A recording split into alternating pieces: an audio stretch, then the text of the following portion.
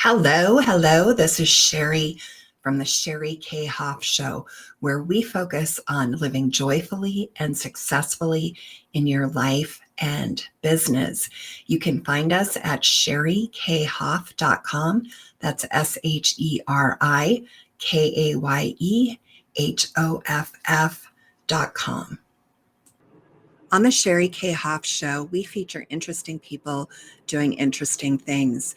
And Annabelle Baugh is the founder of Cosmetic Surgery Advancements, a company that provides cosmetic surgery patients with advice and information. Annabelle wants stricter regulation when it comes to cosmetic surgery and patient safety. She is on a mission to educate, inform, and inspire. Hi, Annabelle. I'm so happy to have you here today. How are you? I'm very good. Thank you, Sheri. And how are you? Oh, I'm doing really well. I'm here in Colorado and you are in the UK. So what part of UK are you in? So I'm in the West Midlands, which doesn't help very much, does it? I'm very close to Birmingham, which is quite a big city. So that's probably the easiest way to explain where I am. Okay, wonderful. Well, I just love this, how the world has just gotten smaller and smaller and, we can, have these wonderful conversations overseas. It's just really fantastic and one of my favorite parts of what I do.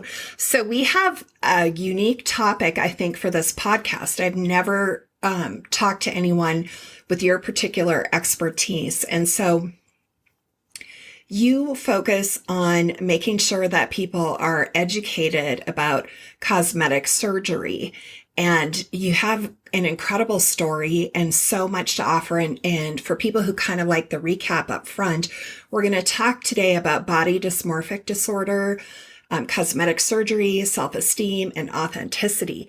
So let's talk a little bit about your journey. How did you get where you are today? So when I was a teenager, I was bullied quite a lot. Nothing too major, but just, name calling, and I was the ugliest girl in school, that type of thing.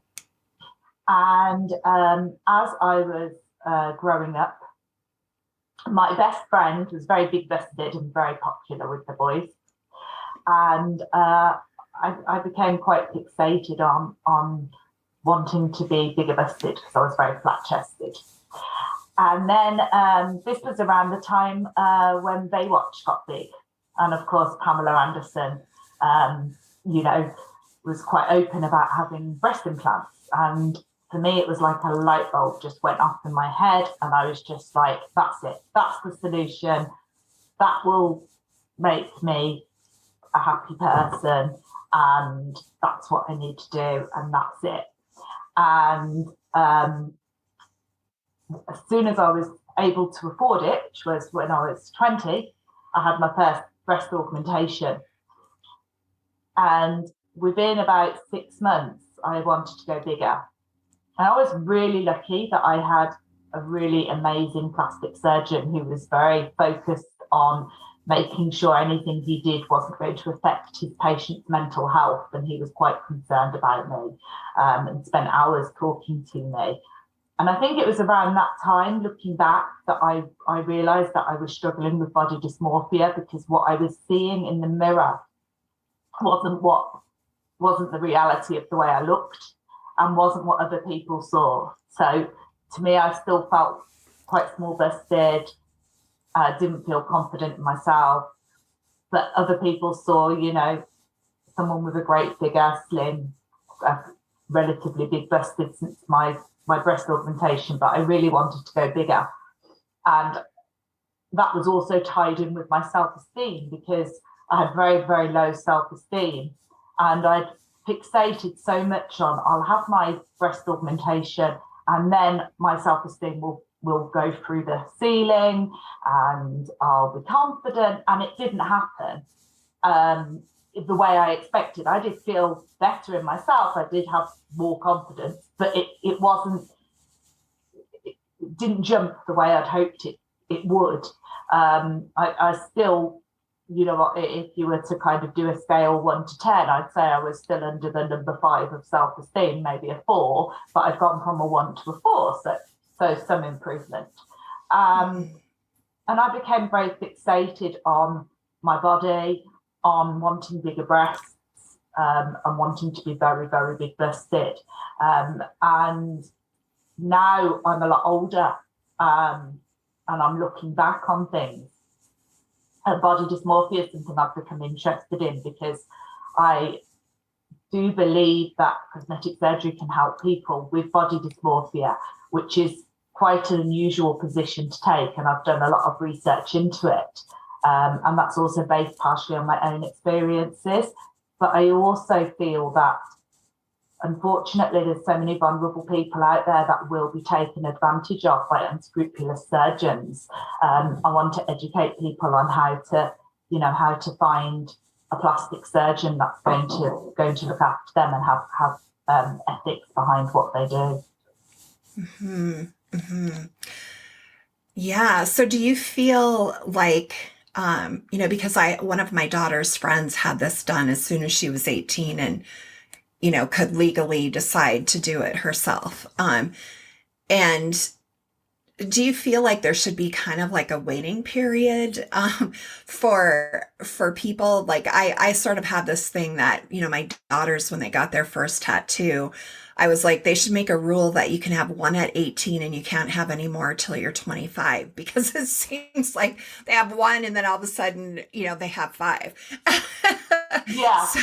So what advice do you have for young people who are considering, like a lot of people in their 20s are doing Botox and, like my daughter, one of my daughters who's 27 is like, oh, I have this line in the middle of my forehead. And I'm like, what line? Like I don't see a line. But yet, I'm not anti-cosmetic surgery. In fact, if I ever feel like I could benefit from some, I would do it. If it was safe and, something that I really want to do. But I agree too. And because a lot of my clients are in LA and I see the, like the people saying, oh, you need to do something with your arms, or, oh, I need to do something with my neck, like way, way, way too early. And too many things. So what is your advice for people who find themselves, in that place of kind of starting to go overboard? Maybe like you had the one procedure, then immediately you wanted to have another one. And I actually have a friend who did exactly the same thing. And then she ended up, having like 4 surgeries and then going back down to, a previous size, because she, realized, okay, this was a little crazy here. As I said, I was really fortunate. I wanted at one point to have expandable implants where they keep filling them up so that you're not limited on the size they can fit in. And they're known as tissue expanders, is the proper medical term for them. And I was just so lucky. My surgeon spent hours talking to me every week, probably for about 10 months. Persuaded me not to go ahead with that and just to have, a normal type of implant that once it's in and you can't go any bigger, because I think he could see that I would get completely kind of carried away with it, and he did agree to do a 3rd augmentation to take me up a little bit bigger, and I'm really happy. That was like 18 years ago. What I would say for me is, I think it's really important to kind of connect with your own authenticity. So I found some really interesting kind of research that was done by some psychologists, Michael Kernis and Brian Goldman. They developed something called an authenticity inventory, which I think is really helpful to kind of refer to. And it's got 4 key factors of kind of ways to connect with your authentic self. So there's self-awareness, which is knowledge of and trust in one's own motives, emotions, preferences, and abilities. So that, helps with cosmetic surgery, because you look at yourself and stop comparing yourself to other people. And the second part of it is unbiased processing, which is clarity in evaluating your strengths and your weaknesses without denial or blame. And again, that reflects on self-esteem as well, that if you can identify your strengths and your weaknesses, it can help you build your self-esteem. And then the third part is behaviour, so acting in ways that are congruent to your own values and needs, even at risk of criticism or rejection. Now, this is something I always say when it comes to cosmetic surgery. When I had my breast augmentation, at the time in the UK, it was very unusual to have cosmetic surgery. I think it was a bit more common in the US, but in the UK, it really was quite unusual to have cosmetic surgery. And I remember, everybody was like, what are you doing? Why are you doing it? But there is something about identifying, with yourself and knowing that I didn't care what other people said because it was something I wanted to do, but knowing why I wanted to do it as well. So that's that self-awareness coming back. And the final bit is relational orientation, which is close relationships, which inherently require openness and honesty. So being open with other people and talking about, your weaknesses, your strengths, what your opinions are on things, how you feel about yourself. So for me, I would say that before you do anything, take some time to kind of evaluate where you are and how connected you are to your authentic self and how you're making your decisions, what they're actually based on. That's something that helped me. And slow down. I think we're all in a big rush. It's almost like we all feel like we're running this race, and we're not racehorses, darling. We need to take things a little bit slower and take a step back sometimes and give yourself time to think about, where you are with your own self-identity.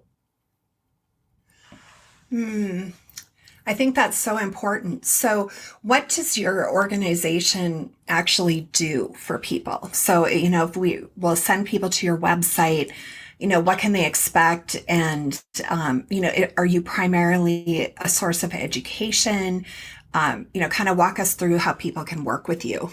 Sure, of course. So firstly, my site started because I found out that my allergen, sorry, how you should pronounce it, breast implants were withdrawn. This was in July 2019 due to a link with lymphatic cancer. And there's different styles of implants, and the style I have are at the highest risk of developing this lymphatic cancer. And when they were withdrawn, a number of women had already died. I think it was 6 women had died at that point. And I was quite shocked because in the UK, there really hadn't been much information about it. And I actually stumbled across it. I was looking up something online and I came across it, allergen breast implants withdrawn due to link with cancer. And I was like, this was in November, and I was like, gosh, they were withdrawn in July, and I've only just found out. And I was so shocked about that I felt that I wanted to do something to help other women and men who have cosmetic surgery to be able to have a resource where, they can go and they know that kind of all the up-to-date safety information on implants or procedures is there. I put together all the information I could find. It's called BIA-ALCL, which stands for Breast Implant Associated Anaplastic Large Cell Lymphoma. And I spent a long time putting together all the information. I watched the first World Consensus Conference, and I actually put everything together in simple format so people could just have a look through and get the information. And I tried to make it as kind of unbiased as possible. And I just felt that as I was at risk myself, or I am at risk still because I've chosen to keep my implants, it was a resource that women could trust, because there's so much out there, and it's, most of it's written by men, let's be honest.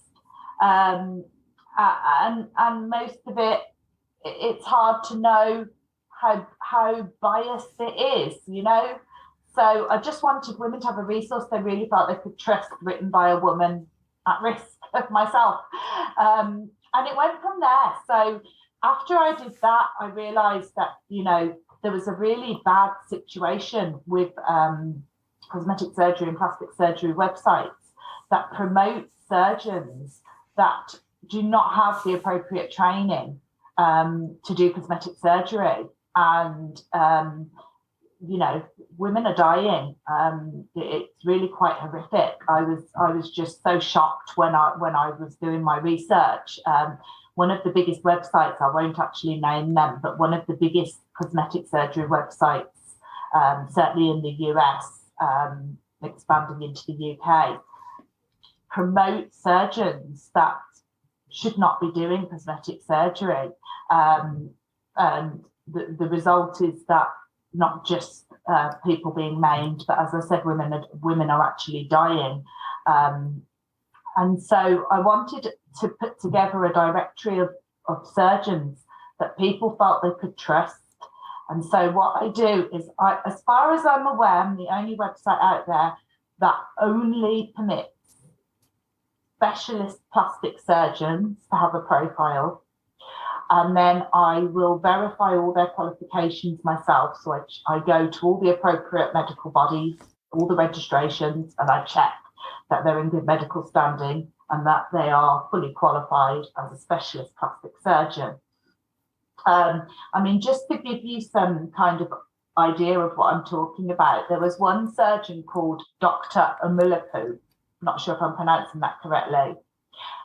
He was promoted on the website that I'm talking about, the very big website that promotes surgeons that are not appropriately trained.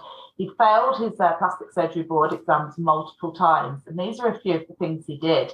So he actually had a 4.3 star rating, so that was out of 5 stars, so very high, 480 reviews, lots of lovely before and after pictures. So, you know, people looking at his profile, it's very easy to understand why they think, you know, they were going to be in safe hands. So a few of the things he did, he performed a tummy tuck procedure on a woman called Nicola Mason, which she had not asked for. She actually went for a Brazilian butt lift. This was at Spectrum Aesthetics in Florida. And she was left with terrible scarring. She filed an official complaint. That's the least kind of worst thing he's done. He performed a Brazilian butt lift on a lady called Adanette Galvin, and she died from a fat embolism shortly after the procedure at the New Life Surgery Centre in Florida. He performed a procedure at the Adventure Clinic on Crystal Call. Following this, she was actually found unconscious by her mother, who took her to hospital, and she was diagnosed with shock and kidney failure. She survived following an emergency blood transfusion, but the hospital said that if she hadn't received the treatment, she would have been dead an hour later. And he also performed a procedure on a lady called Latia Bumista, seduction by Jardins Medical Centre. She stopped breathing on the surgical table and died. During 2 of the Brazilian butt lift procedures, he punctured or stabbed organs, including the liver and the small intestine. And yet his profile on this website was only inactivated when his medical license was revoked. So they allowed him to carry on promoting himself even after, you know, women had died. So that's just one example. I've got so many that we could be here all day. But you know, it's just absolutely horrific. And I just felt that there's so many vulnerable people out there that are being targeted by advertising, by very slick websites, with lots of money behind them for marketing. I just wanted to provide a resource that, you know, made it a bit safer and helped people that are vulnerable to find good surgeons who will, you know, they're at least in safe hands. No matter what they choose to do, they're at least in safe hands. Well, I think that's a wonderful service that you're providing for people, and I can really feel your passion about it. And, you know, I have to admit that I feel a little bit horrified, because what do? We go search on the internet and we look for those, you know, higher 4.0 to 5-star Yes, reviews and those before and after pictures, and we're like, oh well, this looks good. exactly. And so I just think it's wonderful what you're doing. So for our listeners here, what's the one or two most important things for them to take in from our conversation that we've had here today? So I would say, firstly, if you are considering cosmetic surgery, go online and look. There's lots of resources and information about kind of identifying with your authentic self. It is something I'm going to put more information on my site about. I've got some information on my site about body dysmorphia, which, I actually spoke with a psychiatrist in the UK, professor, consultant psychiatrist at the Priory Hospital, who's one of the world's leading experts on BDD. So, it's not just kind of me kind of talking about my own personal experiences. There's some really good kind of research and information there. Have a read through that.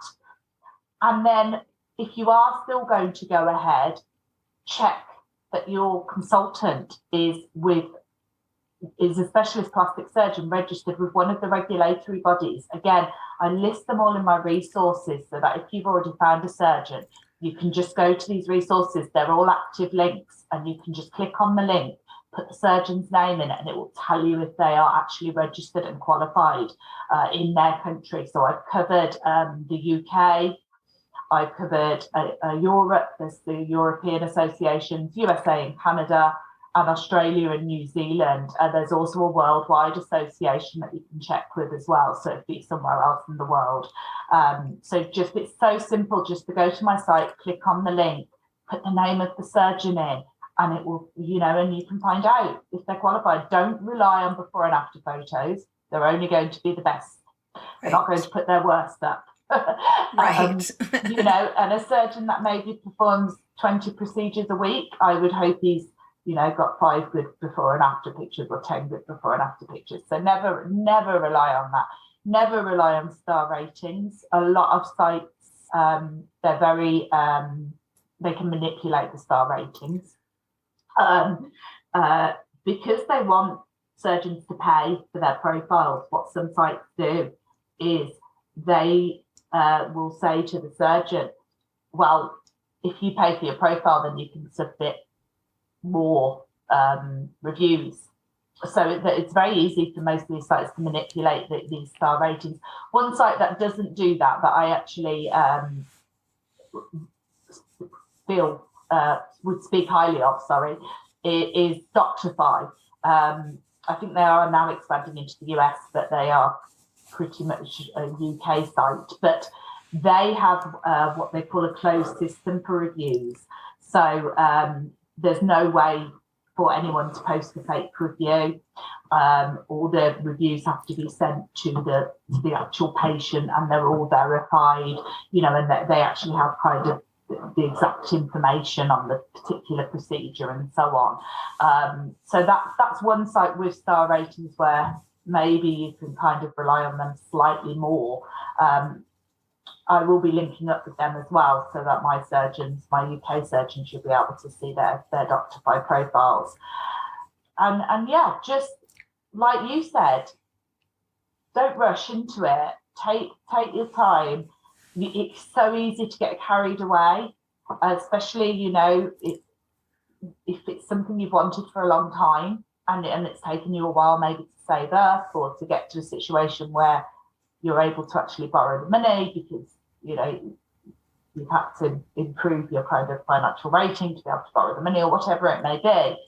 It's so easy to just rush into it and just go with kind of someone who's charging the least rather than someone who's going to look after you. And people, as I said, women are dying. I say women because all the research I've done, I haven't found any men that have died. It's all been women who have died at the hands of men. Sorry to say it, but all the surgeons I've found that have patient fatalities are men, and all the patients that have died are women. So that might just be that I've not done enough research, but but yeah, just take your time, slow down with everything in life. I think that's the key to it, really, is just slow down in life, and don't treat life like a race. So share with us your website. So my website is Cosmetic Surgery Advancements.com. So you can look at it that way. The other way to find me is because of my own experiences, I do cover a lot of information about extra large breast implants. If you simply type extra large breast implants into Google, I come up on the very first page. So that's another way to find me. Wow, that's pretty cool. So, and you're also on LinkedIn and Twitter, and right. and if people go to your website, they can get a free cosmetic surgery guide, which I think I'm probably going to do if I ever decide to do something, But thank you so much for being here today. You've been just incredibly informative, and I love that you shared your journey. I think that does really bring authenticity to the table, and kind of a freshness to a topic that really can get kind of sleazy, Yeah. So yeah. So thank you so much. And I just want to say thank you to all of our listeners throughout the world. Take care, everyone. Bye-bye. Thank you. If I could just say one last thing. Sure. Let's change the face of plastic surgery and make it patient-focused, not profit-focused. So good. So good. This episode is sponsored by the Living Your Vision course for creating your optimal life. This course is for creating and fulfilling your dream. Make your dreams your reality instead of a someday idea. Set your vision for your life in motion. Move from trying to be just a little bit better and shift to deliberately creating the life you want at the level you want. Most people are not purposely thinking small. They just have never considered or allowed themselves to think bigger or even on an epic level. Even big thinkers, perhaps you're one of them, often say, I just don't have time to devote to developing a detailed vision of how I want my life to be. What's stopping you from creating your vision the way you really want it? What if you let go of anything that is stopping or blocking you? What if you stepped into your creative zone and designed a compelling vision that drove all of your daily habits and decisions? You can check out the Living Your Vision course at SheriKayeHoff.com. That's SheriKayeHoff.com. And you'll want to go to the coaching and courses tab.